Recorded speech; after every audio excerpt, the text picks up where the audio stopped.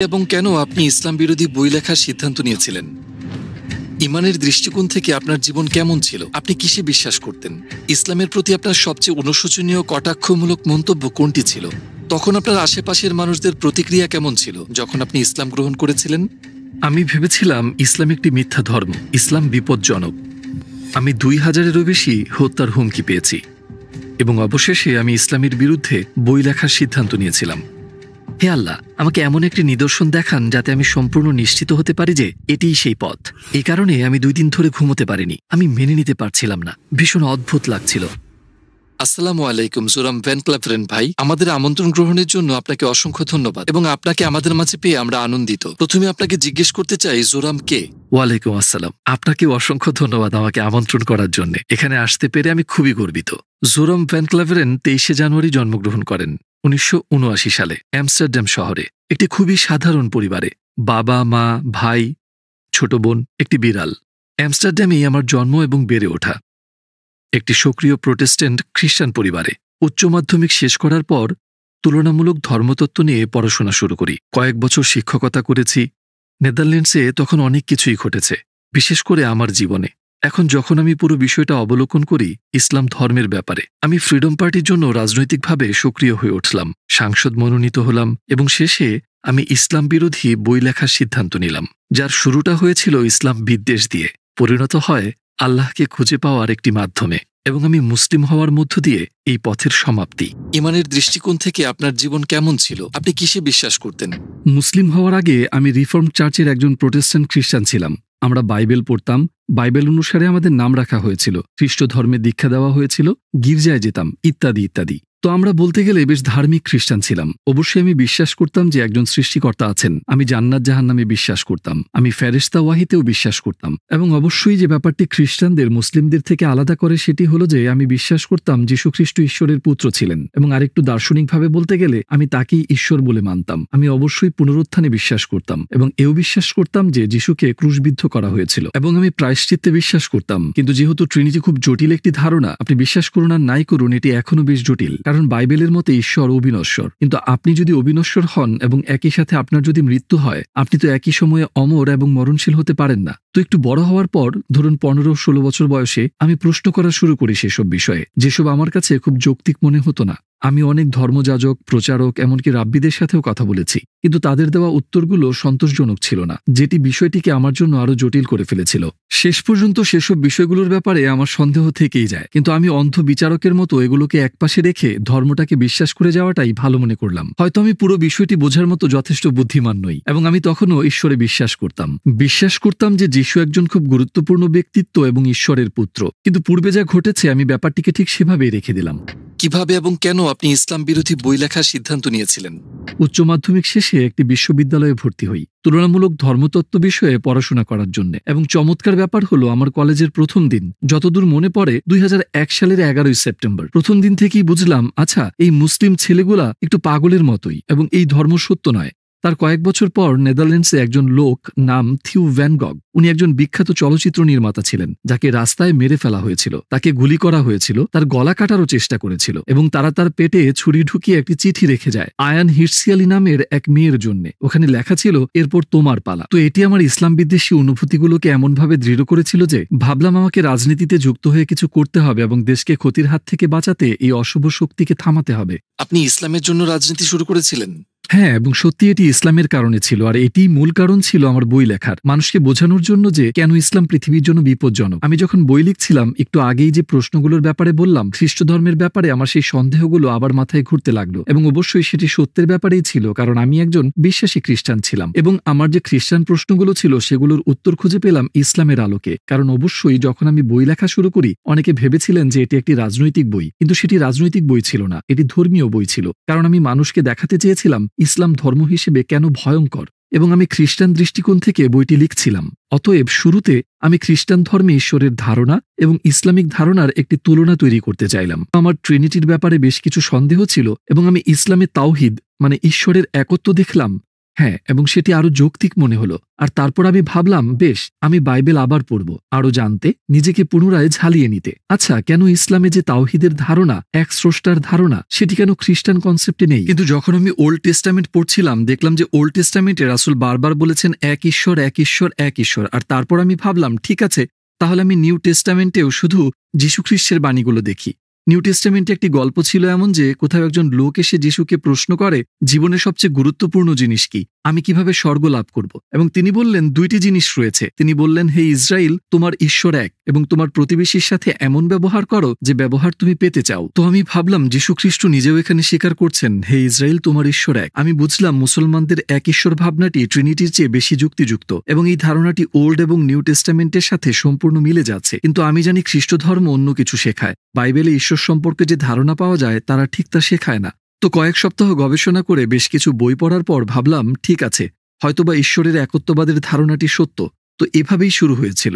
আপনার গবেষণার জন্য কোন কোন উৎস থেকে সাহায্য নিয়েছিলেন? যেহেতু আমি খানিকটা বিস্মিত ছিলাম, আমি বিভিন্ন কর্তৃপক্ষের কাছে লেখা শুরু করি এই ধর্মীয় বিষয়গুলোর ব্যাপারে। যাদের কাছে জানতে চেয়েছিলাম তাদের মধ্যে একজন ছিলেন শাইখ আব্দুল হাকিম মুরাদ, এবং তিনি ক্যামব্রিজ বিশ্ববিদ্যালয়ের একজন অধ্যক্ষ। অবশ্য বিষয়টি একদিক দিয়ে কিছুটা অদ্ভুত, যদিও আমি তখনও রাজনীতির সাথে জড়িত, কিন্তু আমি ইসলাম বিরোধী বই লিখছিলাম, ইসলাম বিরোধী উদ্দেশ্য নিয়ে। আর আমি অন্য দেশের একজন মুসলিম অধ্যক্ষকে অনুরোধ করেছিলাম, আপনি কি আমায় সাহায্য করবেন? আমি অবশ্য বলেছিলাম আমি একটি বই লিখছি এবং আমার মনে অনেক প্রশ্ন রয়েছে। আমি সোজাসুজি তাদের কাছে জানতে চাইলাম কেন ইসলাম সন্ত্রাসবাদ প্রচার করছে, কেন তারা নারী বিদ্বেষী, খ্রিস্টান বিদ্বেষী, যে কোনো কিছুর বিরোধিতা করে বেড়ায়। খুব সম্ভবত 6 সপ্তাহ পর তিনি আমাকে বেশ বিস্তৃত একটি ইমেল পাঠান, এবং উনি সরাসরি বোঝাতে শুরু করলেন, আমার অনেক প্রশ্নের উত্তর দেন। উনি আরো বললেন, তোমাকে এই আর্টিকেল পড়তে হবে, এই বই পড়তে হবে, সেই বই পড়তে হবে, অমুক ব্যক্তির কাছে যাও। তিনি খুব বিস্তারিতভাবে ব্যাখ্যা করছিলেন সব। কিন্তু সবগুলো বই এবং আর্টিকেল পড়ে শেষ করার পর আমি ওল্ড টেস্টামেন্টে বর্ণিত নবী ও রাসূলদের সাথে মুহাম্মদ সাল্লাল্লাহু আলাইহি ওয়াসাল্লামের তুলনা করে দেখার চেষ্টা করি। আমার আর কোনো যুক্তি অবশিষ্ট ছিল না এটা দাবি করার জন্য যে বাকিরা রাসূল কিন্তু তিনি নন। আমি চিন্তা করলাম, বেশ, আমি যদি মুসা আলাইহিস সালামকে মেনে নিতে পারি, তবে রাসূল সাল্লাল্লাহু আলাইহি ওয়াসাল্লামকে কেন নয়? তাহলে নিশ্চয়ই সেখানে অন্য কারণ থাকবে। আমি ভাবছিলাম, কেন আমি তাকে রাসূল বলে মেনে নিতে পারছি না? হয়তো তার অনেকগুলো স্ত্রী ছিল তাই। কিন্তু আবার আমরা যদি সুলাইমান, রাজা দাউদ কিংবা ইব্রাহিম আলাইহিস সালাম প্রমুখদের দেখি, ওল্ড টেস্টামেন্টে এমন আরো অনেক নবী রয়েছেন যাদের একাধিক স্ত্রী ছিল। আর ধর্মগ্রন্থের বাইরে দেখলেও সাংস্কৃতিকভাবে ইউরোপ, আফ্রিকা, এশিয়া সবখানেই বিভিন্ন কারণে মানুষদের একাধিক স্ত্রী ছিল। তো ভাবলাম, বেশ, এটা কোনো যৌক্তিক কারণ হতে পারে না। একের পর এক সব যুক্তি বাদ পড়তে লাগলো। শেষে আমি ভাবলাম, আমাকে বলতেই হবে, হয় এদের কেউই রাসূল নন, যা আমার পক্ষে মেনে নেওয়া সম্ভব হচ্ছিল না, কারণ তাদের জীবদ্দশায় যা করেছিলেন, বলেছিলেন যে অলৌকিক ঘটনাগুলো ঘটেছিল ইত্যাদি কারণে তারা যা বলতেন এবং করতেন সে ব্যাপারে নিশ্চিত ছিলেন, কেননা তারা রাসূল। এরপর আমি বললাম, ঠিক আছে, ভালো কথা, তাহলে আমাকে মুহাম্মদ সাল্লাল্লাহু আলাইহি সাল্লামকে নবী হিসেবে মেনে নিতে হবে। আমি সন্দেহ করেছিলাম। প্রথমে আমি ভেবেছিলাম যে তিনি আমার জানা ইতিহাসের সবচেয়ে খারাপ মানুষ। পরে ভাবলাম, হয়তো উনি অতটা খারাপ নন, কিন্তু তিনি রাসূল নন। শেষে সন্দেহ হতে শুরু করলো তিনি হয়তো একজন রাসূল। হ্যাঁ, অবশ্যই এতটুকু আসতে আমার অনেক বই পড়তে হয়েছে। প্রফেসর আব্দুল হাকিম মুরাদের সবচেয়ে বুদ্ধিমান পরামর্শ ছিল, তিনি বলেছিলেন, আপনি ইসলাম বিরোধী যে বইগুলো পড়ছেন সেগুলো সব অমুসলিমদের হাতে লেখা। তিনি বললেন, যদি আপনি খ্রিস্ট ধর্মের ব্যাপারে জানতে চান তাহলে নাস্তিকদের বই পড়বেন না, আপনি খ্রিস্টান লেখকদের বই দিয়ে শুরু করবেন। কেন তারা এটিতে বিশ্বাস করে, তাদের যুক্তিগুলো কি? আপনাকে ইসলামের বিষয়েও ঠিক একই কাজ করতে হবে। তো আপনি ইসলামের ধর্মীয় শিক্ষক, পণ্ডিত, তাদের বই পড়া শুরু করুন। আর তখন আপনি জানতে পারবেন, যদি আপনি বইগুলোর তুলনা করেন, তো একই বিষয় নিয়ে মুসলিম লেখকরা লিখেছেন একভাবে এবং অমুসলিমরা লিখেছে অন্যভাবে। আপনি বুঝতে পারবেন কোথায় তারা ভুল করেছে, কোন জায়গায় তারা শব্দের ভুল ব্যাখ্যা করেছে। কখনো হয়তো না জেনেই তারা ভুল করে ফেলে, কিন্তু যেহেতু তারা বোঝেনি কোথায় কি ভুল হয়েছে বা কোথাও কিছু বাদ পড়েছে কিনা, তো দিন শেষে আপনি দেখবেন ঠিক এসব ভুলভ্রান্তির কারণেই প্রতিদিন নতুন নতুন ধর্ম তৈরি হচ্ছে। আমি তার পরামর্শই অনুসরণ করলাম। আমি রাসূল সাল্লাল্লাহু আলাইহি ওয়াসাল্লামের জীবনী পড়েছি তার কথা মতে। আমি মার্টিন লিংসের the life of the prophet based on the earliest source of Muhammad পড়েছি। মার্টিন ধর্মান্তরিত ব্যক্তি ছিলেন, তো তার দেখানো যুক্তির ধরন, তার লেখার পদ্ধতি সবকিছু আমাকে আকৃষ্ট করেছিল, কারণ কোনো একটি বিষয়ে আমাদের দুজনের চিন্তার ধরন সম্পূর্ণ এক ছিল। বইটি পড়ার পরেই প্রথম আমি তাকে একজন সামরিক নেতার দৃষ্টিতে দেখা বন্ধ করি, কারণ আগে তার কথা চিন্তা করলেই মাথায় শুধু যোদ্ধার ছবি ভাসত। কিন্তু বইটি পড়ে আমি তাকে একজন বাবার ভূমিকায় দেখতে পাই, একজন বন্ধু, শিক্ষক ইত্যাদি। তার অনেক চরিত্র আমার সামনে আসে এবং আমি চাইলে অনেক কিছুই বলতে পারি, কিন্তু এটা কখনোই বলতে পারবো না যে তিনি ভালো মানুষ নন। তো তার চরিত্র আমাকে তার ব্যাপারে আরও পড়তে ও জানতে আগ্রহী করে তোলে। আপনার গবেষণায় কোন বিষয়টি আপনাকে অবাক করেছে? হিন্দ বিনতে উদ্বার গল্পটি আমার জন্য একটা সুইচের মতো ছিল, যা আমাকে পুরোই বদলে দিয়েছে। কারণ আগে আমি ভাবতাম হিন্দ তার শত্রু আবু সুফিয়ানের স্ত্রী ছিল এবং এই হিন্দি হামজা রাদিয়াল্লাহু তাআলা আনহুকে হত্যা করার জন্য টাকা দিয়েছিল। রাসূল সাল্লাল্লাহু আলাইহি সাল্লামের অত্যন্ত প্রিয় চাচা ছিলেন তিনি, আর যুদ্ধক্ষেত্রে তাকে হত্যা করা হয়। তারা তার কান কেটে আনন্দ মিছিল করে, তার নাক কেটে ফেলে। সে এক বিভৎস দৃশ্য। রাসূল এসব দেখে খুবই কষ্ট পেয়েছিলেন এবং এর অনেক বছর পর রাসূল ক্ষমতা অর্জন করলেন, মক্কায় ক্ষমতাসীন হয়ে ফিরে এলেন। সেখানে হিন্দু উপস্থিত ছিল। বইটি পড়ার এই পর্যায়ে এসে ভাবলাম এইবার বুঝি তাকে ক্রুশবিদ্ধ করা হবে বা তার হাত কেটে ফেলা হবে বা এমন কিছু, কিন্তু তিনি বললেন আমি এখন তার দিকে তাকাতে পারবো না, কিন্তু সবাইকে ক্ষমা করে দেওয়া হলো এবং সে যদি থাকতে চায় তবে মুসলিমদের সাথে থাকতে পারবে, আর না হয় চলে যেতে পারে, কিন্তু এখন থেকে আর কোনো প্রকার রক্তপাত চলবে না। আর আমি ভেবেই অবাক হচ্ছিলাম তাকে ক্ষমা করে দেওয়া হয়েছিল। যদি আপনি এমন একজনকে ক্ষমা করতে পারেন যে আপনার প্রাণপ্রিয় চাচাকে হত্যা করেছে, যদি সে তার শরীরের বিভিন্ন অংশ কেটে অন্যদের দেখিয়ে উল্লাস করে, সে আপনাকে আর আপনি যা কিছু প্রচার করছেন সেটাকে অপমান করছে, এটিই প্রকাশ করে আপনি কতটা মহান চরিত্রের অধিকারী। এটি একটি অসাধারণ গুণ,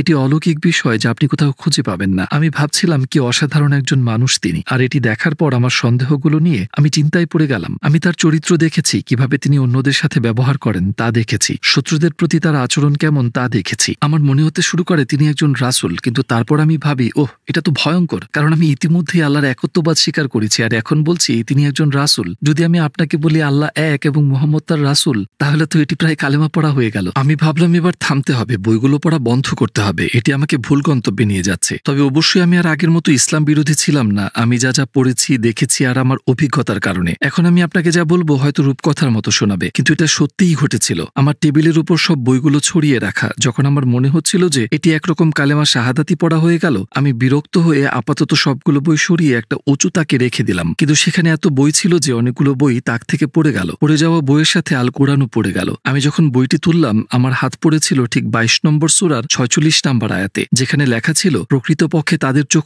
অন্ধ নয় বরং তাদের হৃদয় অন্ধ। আমি ভাবলাম আরে এটি তো আমার আসল সমস্যা, কারণ আমার চোখ নয়, আমি স্পষ্ট দেখতে পারছি। নিজ হাতে যা লিখছি কেউই আমাকে সেই বই লিখতে জোর করেনি, কি লিখবো সেটাও কেউ বলে দেয়নি, নিজেই লেখা শুরু করেছিলাম। নিজের চোখে সব দেখতে পারছি। আচ্ছা মানলাম তিনি রাসূল, ঈশ্বর একজন, কিন্তু বিষয়টাকে গ্রহণ করতে পারছিলাম না, কারণ আমার চোখ অন্ধ ছিল না, আমার হৃদয় অন্ধ ছিল। আমি মন থেকে মেনে নিতে পারছিলাম না। আমার মনে হয় আমার নফস বা আমার অহংকারের কারণেই আমার মেনে নিতে কষ্ট হচ্ছিল। তখন আমি বললাম হে প্রভু, আপনি বাইবেলের ঈশ্বর নাকি কোরআনের আল্লাহ আমি আর পরোয়া করি না, আমাকে শুধু একটি মাত্র ইঙ্গিত দিন যাতে আমি শতভাগ নিশ্চিত হতে পারি এটাই সঠিক পথ। তারপর আমি ঘুমিয়ে পড়লাম, কিন্তু ঘুম থেকে ওঠার পর কেন জানি না মনের মধ্যে খুব শান্তি পাচ্ছিলাম। আমি সত্যিই খুব নিরাপদ বোধ করছিলাম। এর পূর্বে আমি কখনো এতটা শান্তি অনুভব করিনি। পুরো বিষয়টি নিয়ে আমার যে উদ্বিগ্নতা বা সন্দেহ ছিল সূর্যের তাপে তুষারের মতো, তা আমার মন থেকে পুরো উধাও হয়ে গেল। আমি ভাবলাম আমি মনে হয় মুসলমান হয়ে গেছি, তো এখন সবাইকে বিষয়টি জানানোর পালা। আপনার আশেপাশের লোকজনের প্রতিক্রিয়া কেমন ছিল যখন আপনি মুসলিম হয়ে গেলেন? আপনার আশেপাশের লোকজনের প্রতিক্রিয়া কেমন ছিল যখন আপনি মুসলিম হয়ে গেলেন? বেশিরভাগের প্রতিক্রিয়াই নেতিবাচক ছিল। অবশ্যই অনেকের জন্য, বিশেষ করে কিছু নিকটাত্মীয়কে এটি একটু বেশি অবাক করে দিয়েছিল। তারা যখন সংবাদ মাধ্যম থেকে বিষয়টি জানতে পারে, আমি আমার মাকে যখন জানালাম তিনি কাঁদতে শুরু করলেন, আর আমার স্ত্রী বেশ সহানুভূতিশীল ছিল এই ব্যাপারে। সে বলল যদি তুমি ইসলামে বিশ্বাস করো এবং সেটিই যদি তোমার অন্তরে থাকে আমি কিছু বলার কে। আমার পুরনো অফিসের কিছু লোক বেশ আক্রমণাত্মক হয়ে গিয়েছিল তখন। আমি 2000-এর চেয়েও বেশি হত্যার হুমকি পেয়েছি, এমনকি তাদের থেকেও যারা একসময় আমাকে সমর্থন করত, যারা আমাকে ভোট দিয়েছিল। মানুষজন অনেক আজে বাজে কথা শুনিয়েছে আমাকে, তোমার স্ত্রীকে ধর্ষণ করব, তোমাকে গুলি করব, আমরা জানি তোমার সন্তানেরা কোন স্কুলে যায়, এমন অনেক কিছু। সেগুলোর বেশিরভাগই অবশ্য অর্থহীন কথা ছিল, কারণ পাগল লোকজন কম্পিউটারে বসে অনলাইনে লিখছে সেগুলো। তো তখন একটু এলোমেলো সময় চলছিল। আমার আগের চাকরিটা ছেড়ে দিতে হয়েছিল অবশ্যই, কারণ সেটি একটি খ্রিস্টান সংগঠন ছিল। দলনেতাকে বিষয়টি বলার পর সে বলল আমি সত্যি বিশ্বাস করতে পারছি না। আমি তোমার মাঝে কিছুটা পরিবর্তন খেয়াল করেছিলাম অবশ্য, যখন তুমি একটি বিষয় নিয়ে রেডিওতে কথা বলছিলে। তোমাকে তখন ইসলামের ব্যাপারে আগের চেয়ে কিছুটা নমনীয় মনে হয়েছিল, আগের মতো তেমন কঠোর ছিল না, কিন্তু তুমি মুসলিম হয়ে যাওয়াটা। আমি বললাম হ্যাঁ আমি মুসলিম হয়েছি। সে বলল আমি বিষয়টা চিন্তা করেই 2 দিন ঘুমোতে পারিনি। আমি কোনোভাবেই মেনে নিতে পারছিলাম না, এটা খুবই অদ্ভুত ছিল। কিন্তু সবচেয়ে কঠিন হয়ে দাঁড়ালো আমার নানাকে বিষয়টি জানানো, কারণ আমার নানা তখন প্রায় মৃত্যু মুখে। তার বয়স 93-94-এর আশেপাশে তখন। তোমার নানাকে এ কথা তোমার নিজেকেই বলতে হবে। আমি বললাম ঠিক আছে, কিন্তু তোমাকে আমার সাথে আসতে হবে, কারণ তিনি আমার ঢালের মতো ছিলেন। আর আমি সেখানে গিয়ে বললাম নানা আমি মুসলিম হয়ে গিয়েছি। শুনে তিনি তার চোখ বন্ধ করলেন। আমি ভাবলাম তার নিঃশ্বাস বন্ধ হয়ে গিয়েছে কিনা, যেহেতু তার বয়স হয়েছে অনেক। সত্যিই কিছুক্ষণ তার নিঃশ্বাস বন্ধ ছিল, তারপর তিনি আবার শ্বাস নেওয়া শুরু করলেন আর আমার দিকে তাকিয়ে বললেন অন্তত তুমি ক্যাথলিক তো হয়ে যাওনি। বেশ মজার ছিল বিষয়টি। আর শেষে আমার আগের রেডিওর বস আমাকে বলল, আমরা কিভাবে বুঝবো যে তুমি একদিন হিন্দু বা অন্য কিছু হয়ে যাবে না? বললাম, আমি কখনোই ধর্মকে বেছে নিইনি, শুধু এই একবার ছাড়া। আমার মুসলিম হওয়াটাই শুধু আমি বেছে নিয়েছি। এর আগেও আমি কোনো ধর্ম বেছে নিইনি। আমি খ্রিস্টান পরিবারে জন্মগ্রহণ করেছি, খ্রিস্টান হিসেবে বড় করা হয়েছে আমাকে। আর সেই কারণে যেসব ভালো জিনিস আমার কাছে এসেছে তার জন্য আমি খুব কৃতজ্ঞ। কিন্তু সেটা আমার সিদ্ধান্ত ছিল না। আর জীবনে একবারই আমি এই বিষয়ে সিদ্ধান্ত নিয়েছি, যখন আমি মুসলিম হওয়ার সিদ্ধান্ত নিলাম। আর এটি সবচেয়ে, যেমনটি আমি বললাম, আমার মনে হয় আমার নেওয়া সবচেয়ে গুরুত্বপূর্ণ সিদ্ধান্ত ছিল, সবচেয়ে যুক্তিসঙ্গত সিদ্ধান্তও ছিল। জীবনে কোনো সিদ্ধান্ত নিতে আমি বছরের পর বছর সময় লাগাইনি, শুধুমাত্র এই সিদ্ধান্তটি ছাড়া। প্রথম নামাজ আদায়ে আপনার কেমন লেগেছিল? অবশ্যই খুব সুন্দর একটি মুহূর্ত ছিল, বেশ আজবও লাগছিল বটে। কারণ একজন খ্রিস্টান হিসেবে আমি অবশ্যই ওভাবে প্রার্থনা করতে অভ্যস্ত ছিলাম না। আপনি আমার হাত জোর করেন আর হয়তো হাঁটু গেড়ে বসেন বাথ বা অন্য কিছুর সামনে। আমার মনে হয় ব্যাপারটা খুব সুন্দর যে আপনি সিজদা করছেন, অতঃপর আপনি সত্যিই আপনার প্রভুর কাছে গভীরভাবে মাথা নত করছেন। তাই আমার মনে হয় এটি অত্যন্ত বিনয়ী এবং সুন্দর একটি ব্যাপার। এটি আমাকে অত্যন্ত মুগ্ধ করেছিল। আপনার জীবনে ঘটে যাওয়া 3টি বড় চ্যালেঞ্জের নাম বলুন। অবশ্যই আমার মুসলিম হওয়াটা একটি বড় চ্যালেঞ্জ ছিল, কারণ আমাকে আমার পরিবারের কাছে এবং পুরো পৃথিবীর কাছে প্রশ্নবিদ্ধ হতে হয়েছিল। আর ওইটি একটি বড় চ্যালেঞ্জ ছিল। আমি ভেবেছিলাম যে মুসলিম হওয়াটা খুব কঠিন কাজ হবে, কারণ একজন প্রোটেস্ট্যান্ট খ্রিস্টান হিসেবে ধর্মীয়ভাবে পালন করার সেখানে তেমন কিছু নেই। কিন্তু একজন মুসলিমকে কিছু বিষয় চর্চা করতে হয়, দৈনিক 5 বার বাধ্যতামূলক নামাজ পড়তে হয়, একটি সুনির্দিষ্ট নিয়ম মেনে খেতে হয়, চিন্তা করতে হয় নির্দিষ্ট গঠনমূলক পদ্ধতিতে। আপনাকে সর্বোৎকৃষ্ট হতে হবে প্রতিটা মুহূর্তে, আপনাকে সৃষ্টিকর্তার সাথে আপনার সম্পর্কের কারণে, আর শুধুমাত্র এ কারণেই আপনাকে দিনে 5 বার সালাত আদায় করতে হবে। এটি সবসময় সৃষ্টিকর্তার কথা মনে করিয়ে দিচ্ছে, এবং এটি আপনাকে সবসময় স্মরণ করিয়ে দিচ্ছে যে আপনার একজন প্রভু আছে, যা খ্রিস্টান হিসেবে অনুভব করা সম্ভব নয়। আমি এভাবেই উপলব্ধি করেছি। আর আমি মনে মনে ভাবি, 5 বার নামাজ আদায় করতে হবে আজ, আমি এটা করতে পারবো না, সেটা করতে পারবো না। তো আমি মাথায় এটাকে কঠিন বানিয়ে ফেলেছিলাম। কিন্তু মুসলিম হওয়ার পর এসব সহজ হয়ে গেল। আপনি কি আপনার সন্তানদের মুসলিম হিসেবে বড় করছেন? চেষ্টা করছি অবশ্যই। আমি জানি না কখন কিভাবে যে আপনি একজন মুসলিমকেই বড় করছেন। আমার মনে হয় এটি অনেক কঠিন একটি দায়িত্ব, বিশেষ করে বর্তমান প্রেক্ষাপটে। অবশ্য আমি যখন বিয়ে করি তখন আমি মুসলিম ছিলাম না। আমি আমার সন্তানদের খ্রিস্টান হিসেবে লালন পালন করার প্রতিজ্ঞা করেছি। আমি মুসলিম হওয়ার পর অবশ্যই আমি আমার সন্তানদের খ্রিস্টান হিসেবে বড় করছি না। আমার বাচ্চাদের যদি খ্রিস্ট ধর্ম সম্পর্কে কোনো প্রশ্ন থাকে, তারা আমার স্ত্রীকে জিজ্ঞেস করে উত্তরের জন্য, আর আমার কাছে আসলে ইসলামিক সমাধান পায়। কিন্তু বেশিরভাগ সময় সে বলে দেয়, তোমাদের বাবাকে জিজ্ঞেস করো। আমার স্ত্রী সবার জন্য হালাল খাবার রান্না করে, এটি খুবই সুন্দর একটি ব্যাপার। সে বলে, আমি 5 ধরনের খাবার রান্না করতে পারবো না, তো সবাই একই খাবার খাবে, তুমি হালাল খেলে সবাই হালাল খাবে। একদিক থেকে এটা অনেকটা স্বাভাবিক হয়ে যাচ্ছে। ইসলামের প্রতি আপনার সবচেয়ে অনুশোচনীয় কটাক্ষমূলক মন্তব্য কোনটি ছিল? আমার মনে হয় ইসলাম মিথ্যা, কারণ এটি আমি প্রায়ই বলে থাকতাম, ইসলাম মিথ্যা, কোরআন বিষাক্ত গ্রন্থ। কিন্তু যখন আমি বলতাম ইসলাম মিথ্যা, তখন আমি পুরো ধর্মকে এবং তার সাথে যা আছে সবকিছুকেই বোঝাতাম। তো সেটি এক মাপের অনেক বড় জাহিলিয়াত ছিল আমার মতে। তো এই বিষয়টি নিয়ে আমি খুবই অনুতপ্ত। ইসলাম মিথ্যা হওয়ার ধারণাটি ছাতার মতো ছিল এক প্রকার, আর বাকি সবকিছু এই ধারণার নিচে, কারণ সেটিই ছিল আমার বদ্ধমূল ধারণা। আর অবশ্যই আমি নিজেকে দোষ দিই এবং এও জানি যে অনেক মানুষ যারা প্র্যাকটিসিং মুসলিম না, তারাও এটি করে। আর একভাবে আমি বুঝতে পারি বিষয়টি, কারণ রাজনৈতিক দৃষ্টিকোণ থেকে, সামাজিকভাবে, সাংস্কৃতিকভাবে যা বলা এবং করা হয় তা সারা জীবন থেকে যায়। আমাকে মাঝে মধ্যে আমার পুরনো পার্টির লোকজন থেকে শুনতে হয় যে আমি একরকম নাকি তাদের অপমান করেছি। তো এটি আমাকে কষ্ট দেয়, আর এটি একটি অন্যতম কারণ যার জন্য আমরা IXC বা ইসলাম অভিজ্ঞতা কেন্দ্র নামক সংগঠন চালু করি। আমরা স্কুলগুলোতে যাই, primary school, high school, college, বিশ্ববিদ্যালয়, সরকারের 2টি অফিসিয়াল বিভাগে, অন্যান্য সামাজিক সংগঠনগুলোতে, এমনকি চার্চেও যাই, ইসলাম সম্পর্কে ভ্রান্ত ধারণাগুলো দূর করতে, ইসলামের দাওয়াত পৌঁছাতে, ইসলামের প্রকৃত রূপ তুলে ধরতে ভার্চুয়াল রিয়েলিটি ব্যবহার করি, যাতে তাদের শেখার অভিজ্ঞতাটি বেশ মজার হয়। আমি খুব চেষ্টা করছি পুরনোকে মুছে ফেলতে। ইসলামের ব্যাপারে আমাদের কিভাবে গবেষণা করা উচিত? আপনি কি গুগলে সার্চ করার পরামর্শ দিবেন?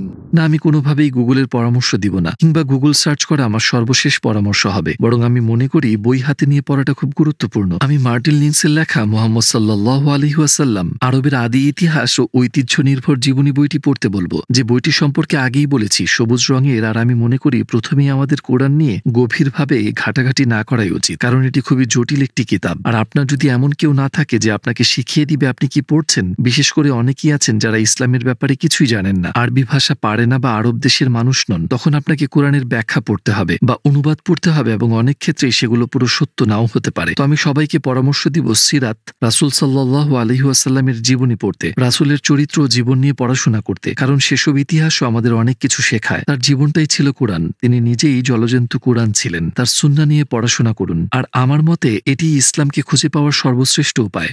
আপনার শেষ মন্তব্য হিসেবে কিছু কি বলতে চান? আমি মুসলিম হওয়ার পর অনেক অনেক সুখী হয়েছি, তাই আমি সবাইকে ইসলামের দাওয়াত দিতে চাই, কারণ এটি আপনার হৃদয় ও অন্তরে প্রশান্তি ছড়িয়ে দেয়। এটি একমাত্র সত্য ধর্ম, কথাটি আপনার হৃদয় ও অন্তরকে পরিতৃপ্ত করে দেয়। কমপক্ষে এটিকে ইসলামের দৃষ্টিকোণ থেকে দেখার চেষ্টা করুন। রাসূলের জীবনী পড়ুন এবং জানুন। মুসলিমরা যা বিশ্বাস করে, কেন করে, তা বোঝার চেষ্টা করুন। মুসলিমদের ব্যবহার দেখে সিদ্ধান্ত নেবেন না, কারণ সব মুসলিম কিন্তু প্রকৃত মুসলিম নয়। আমিও প্রকৃত মুসলিম হতে পারিনি এখনো। আমিও সবসময় মুসলিমদের মতো চলতে পারি না। আমি সহ আমাদের সবারই চলা উচিত। কিন্তু আপনি সব উদাহরণের শ্রেষ্ঠ উদাহরণ রাসূলকে অনুসরণ করুন। আপনি যদি তার জীবনী পড়েন, তাহলে হয়তো আপনি নিশ্চয়ই সত্যের সঠিক দিক নির্দেশনা পাবেন।